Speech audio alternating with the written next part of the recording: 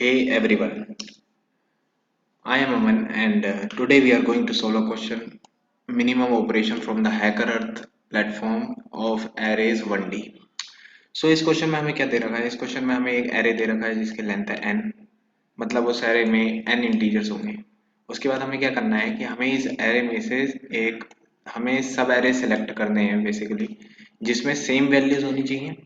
और हम क्या करेंगे कि उस सब एरे के सारे एलिमेंट्स जिनकी सेम वैल्यू है उनको हम किसी भी एक्स इंटीजर से लेस कर सकते हैं, मतलब डिक्रीज माइनस कर सकते हैं। ठीक है, अब हमें क्या करना है कि minimum number of operations find out करने हैं जिससे हम एरे के सारे एलिमेंट्स को जीरो के बराबर करते हैं।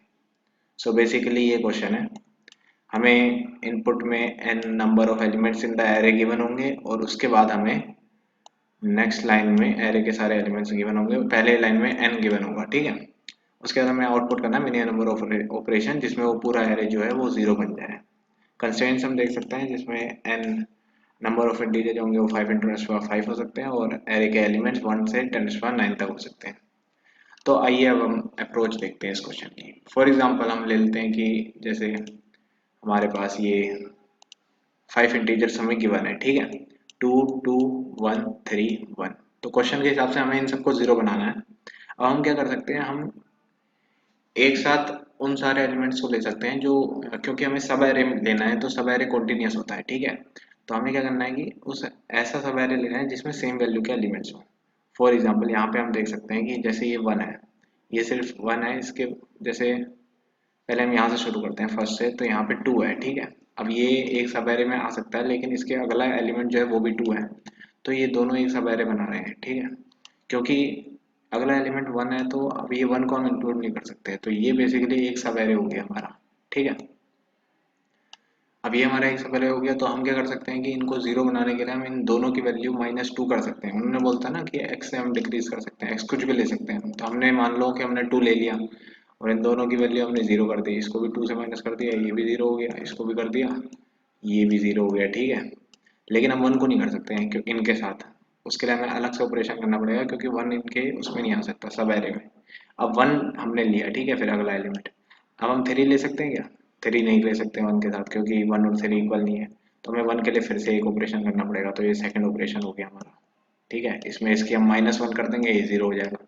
उसके बाद 3 है, 3 के साथ हम अगला नहीं ले सकते 1। ठीक है, क्योंकि 3 और 1 अलग है, तो हमने 3 के लिए एक और ऑपरेशन किया, थर्ड ऑपरेशन। ठीक है, और इसकी वैल्यू -3 कर दी, तो ये भी जीरो हो गया। अब हमने क्या करा, लास्ट में देखा 1 है, अब 1 के बाद कुछ नहीं है, तो 1 के लिए हमें एक और ऑपरेशन करना ही पड़ेगा बेसिकली। तो हमने फोर्थ ऑपरेशन किया, इसकी -1 किया, तो ये भी जीरो हो गया। तो यही अप्रोच है इसकी कि हमें ये देखना है कि कितने सेम एलिमेंट्स एक साथ कॉन्टिग्यूअस मतलब होने चाहिए। उनके लिए हम सिर्फ एक बार ऑपरेशन करेंगे, बाकी जो भी इंडिविजुअल है या फिर जहाँ पे भी मतलब एरे के एलिमेंट्स अलग हो जा रहे हैं, डिस्टिंक्ट हो जा रहे हैं पॉइंट पे, वहाँ से हमें दूसरा ऑपरेशन स्टार्ट करना पड़ेगा। तो अब हम कोड देखते हैं। ठीक है, इसका तो कोड बहुत ही सिंपल है। हमने क्या करा, पहले हमने एन लिया, ठीक है, इनपुट में। उसके बाद हमने क्या करा, आंसर को हमने 1 से इनिशियलाइज कर दिया। ठीक है, क्यों? क्योंकि हम अभी क्या कर रहे हैं, हमने पहले दिमाग चलाया कि हमने पहले एक एरे का एलिमेंट पहले ही दे दिया। ठीक है, क्योंकि हम इससे कंपेयर करेंगे इसका अगला एलिमेंट जो आने वाला है। हमने पहले एक एरे एलिमेंट ले लिया। ठीक है, अब हम क्या कर रहे हैं, 1 से लेकर n तक चला रहे हैं, 0 से नहीं 1 से। ठीक है, n-1 तक मतलब चलेगा बेसिकली। तो हमने क्या किया, फिर दोबारा एक इंटीजर लिया जो अगला सेकंड एलिमेंट जो आएगा हमारे में। अब सेकंड एलिमेंट को हमने कंपेयर करा फर्स्ट एलिमेंट से। अगर वो इक्वल है, यहाँ पे मैंने नॉट लिखा है, ठीक है, अगर इक्वल होगा तो ये लूप दोबारा चल जाएगा, तो हमें कुछ नहीं करना।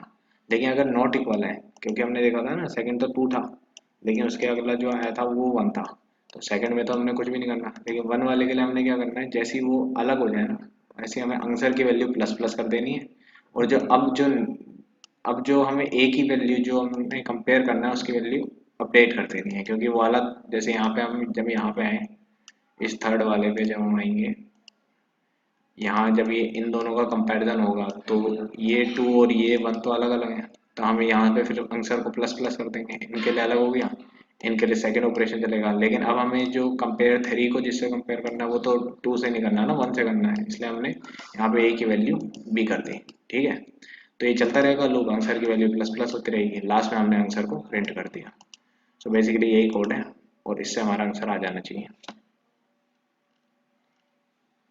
जैसे कि हमने रन किया,